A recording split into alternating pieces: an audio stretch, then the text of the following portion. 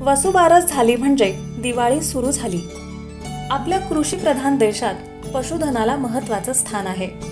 गाय आणि वासरू यांची पूजा करून गाई गुरांबद्दल कृतज्ञता व्यक्त केल्यानंतर वर्षातला सगळ्यात मोठा दिवाळ सण साजरा करायला सुरुवात झाली आहे। आज अश्विन वद्य त्रयोदशी म्हणजे धनत्रयोदशी। आजच्या दिवशी वस्त्र आणि अलंकाराची खरेदी करणं शुभ मानलं जातं। तसंच घरात असणारे सोने चांदीचे अलंकार स्वच्छ करून ठेवले जातात। संपन्नतेचं प्रतीक असणारी धनसंपत्ती भक्तिभावानं पूजली जाते।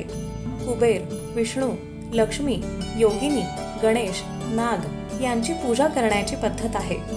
गोडाचा नैवेद्य असतो, सोबतच शक्य ते दान करण्यालाही प्राधान्य दिलं जातं।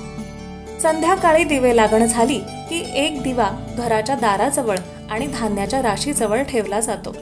हा दिवा रात्रभर जळत राहावा, त्यामुळं घरात लक्ष्मीचं आगमन होऊन ती स्थिर होते असं मानलं जातं। धन्वंतरी जन्मोत्सव म्हणूनही आजच्या दिवसाला महत्त्व आहे। आयुर्वेदाचे प्रवर्तक असलेले धन्वंतरी देवांचे वैद्यराज होते, त्यामुळं संध्याकाळी धन्वंतरीची प्रार्थना केल्यास दीर्घायुष्य मिळतं अशी श्रद्धा आहे।